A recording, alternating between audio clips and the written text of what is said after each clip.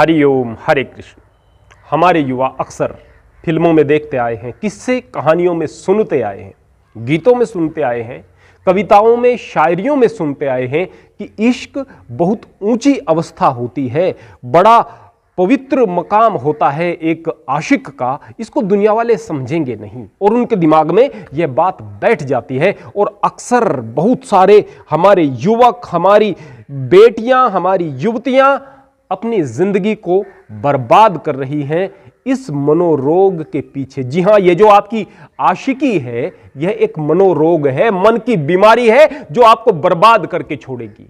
क्या यह इश्क हमेशा ही बिल्कुल खराब होता है? अगर पॉइंट्स में बात करेंगे ना, पॉइंट्स में 0.01% से भी कम परिस्थिति इस तरह की आएगी जहां पर आप कह सकते हैं कि वास्तव में आशिकी परमात्मा का स्वरूप हो जाती है। जो प्रेम है लड़के और लड़की का, यह ईश्वर का स्वरूप हो जाता है। एक छोटा सा उदाहरण आपके सामने रखता हूं। प्रिया अपने मां बाप की इकलौती संतान थी।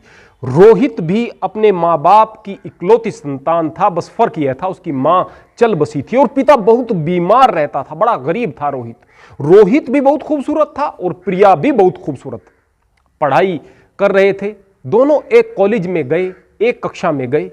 प्रिया के पीछे सारा कॉलेज पागल रहता था, सारे लड़के उसके इर्द गिर्द घूमते थे, बस रोहित अपने काम में लगा रहता, उसकी तरफ ध्यान न देता था। लेकिन प्रिया थी कि वह केवल रोहित के पीछे पड़ी रहती थी। वह चाहती थी कि रोहित उसकी तरफ ध्यान दे, बार बार उसका ध्यान अपनी ओर आकर्षित कराना चाहती थी। रोहित ने प्रिया से कहा कि देखो, मेरे जीवन का एक लक्ष्य है, मेरे बीमार पिता हैं, तुम अच्छे घर की हो, गाड़ी में बैठ करके यहां पर आती हो, ड्राइवर तुम्हें छोड़ने के लिए आता है, मैं गरीब हूं, बहुत गरीब हूं, हमारा मिलन नहीं हो सकता, उसके बहुत सारे कारण हैं, भविष्य खराब हो जाएगा मेरा, तुम्हारा कुछ नहीं बिगड़ेगा। बहुत समझाने की कोशिश की, प्रिया के दिमाग में बात नहीं आई।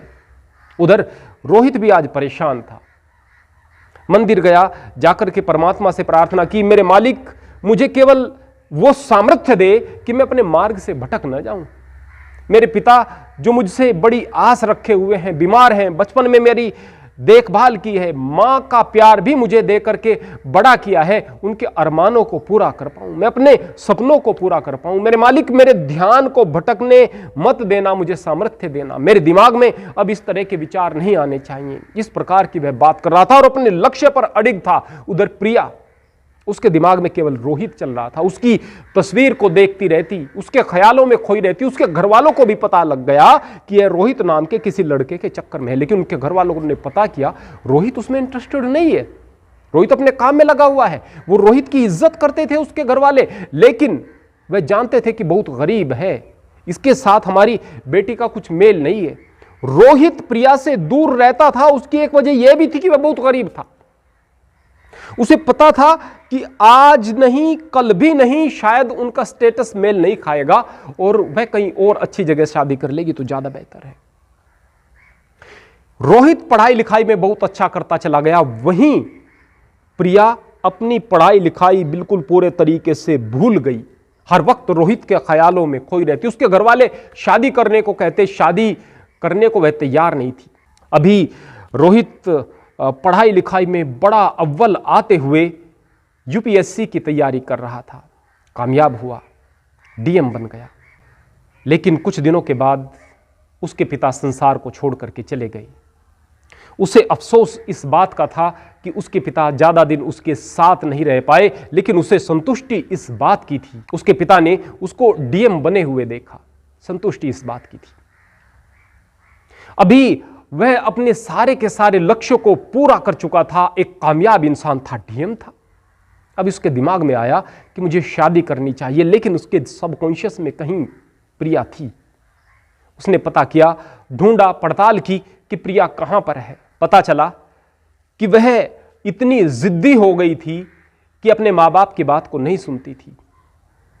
वह हर वक्त रोहित नाम के किसी लड़के के ख्यालों में खोई रहती थी। मां बाप ने बहुत समझाने की कोशिश की तो वह घर छोड़ करके भाग गई। कोई और लड़का उसके प्रेम में पड़ा हुआ था, चाहता था कि वह उससे शादी करे, वह नहीं मानी तो उस पर एसिड अटैक हुआ। अब वह किसी महिला आश्रम में रहती है, उसका चेहरा खराब हो चुका है।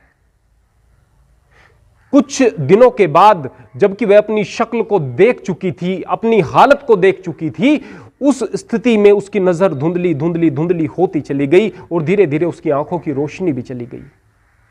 रोहित इन बातों को सुन रहा था और उसकी आंखों से आंसू बह रहे थे। उसने बड़ा तलाश किया और वह उस महिला आश्रम तक पहुंचा और जाकर के वहां उसने प्रिया को देखा, प्रिया को अपने पास बुलाया। प्रिया ने तुरंत रोहित की आवाज को पहचान लिया और उठकर भागने लगी, रोने लगी। रोहित ने उसका ढाढ़स बंधाया, उसे गले से लगाया और उससे कहा कि अब मैं तुम्हारे लायक हो गया हूं, क्या मेरे साथ विवाह करोगी?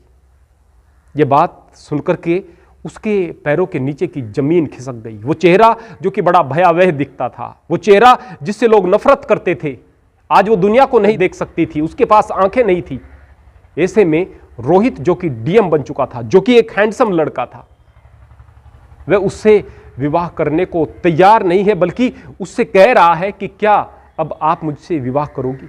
रोहित ने उससे विवाह किया और न केवल विवाह किया बल्कि जिंदगी में उसे इस बात का एहसास नहीं होने दिया कि उसकी आंखें नहीं हैं या फिर उसकी शक्ल खराब हो चुकी। बेशक यह कहानी रोहित के पवित्र प्रेम का एक ऐसा उदाहरण है जो दिलो दिमाग को झंझोड़ कर रख देता है।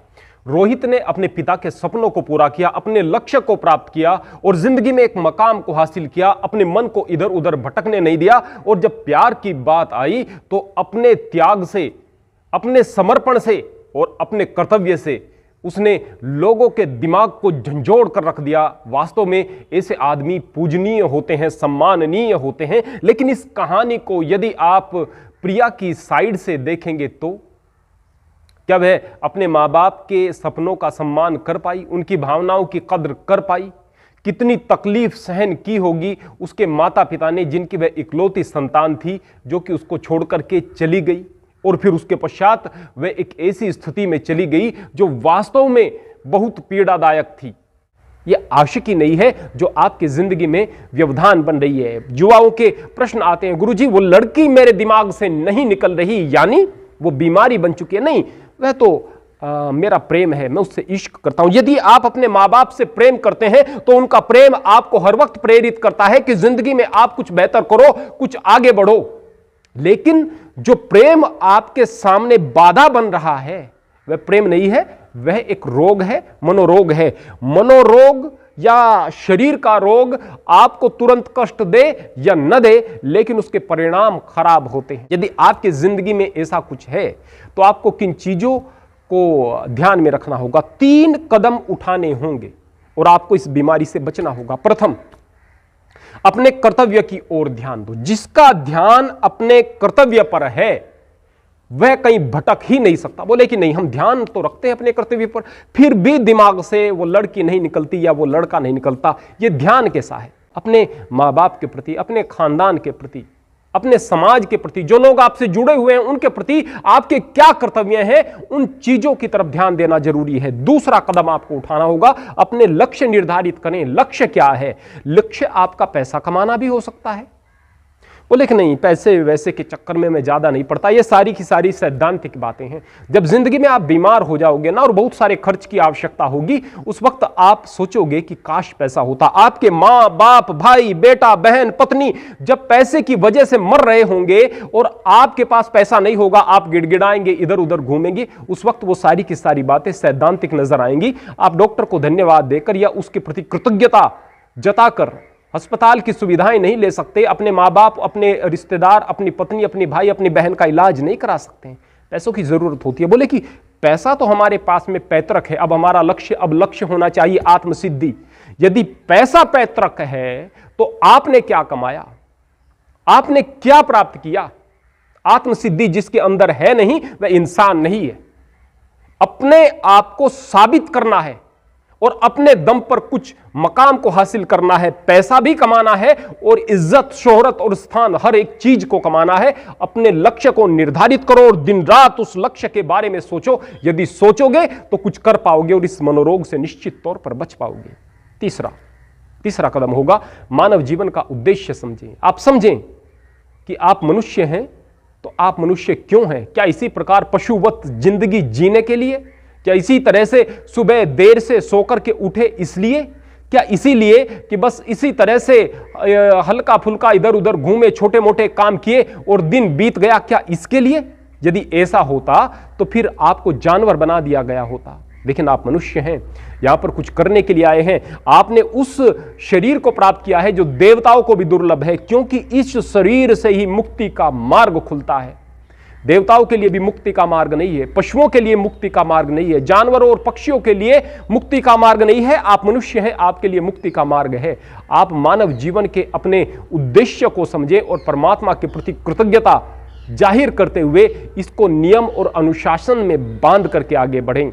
जब तक आप ब्रह्मचारी हैं, 25 वर्ष तक ब्रह्मचर्य का पालन करते हुए, कठोर ब्रह्मचर्य का पालन करते हुए अपने शरीर को स्वस्थ बनाएं, मन को स्वस्थ बनाएं और अपने आप को योग्य बनाएं, ताकि आप अपने माता पिता और परिवार के प्रति जो आपके कर्तव्य हैं उनको पूरा कर सकें। और उसके बाद में आप एक अच्छे गृहस्थ बनकर और उसके पश्चात आप एक अच्छे मार्गदर्शक बन करके संसार में अपने जीवन को सफल बना करके चलेंगे, तो निश्चित तौर पर आप हर प्रकार की बीमारियों, मनोरोगों और हर प्रकार की कमजोरियों से बचे रहेंगे। हरि ओम, हरे कृष्ण।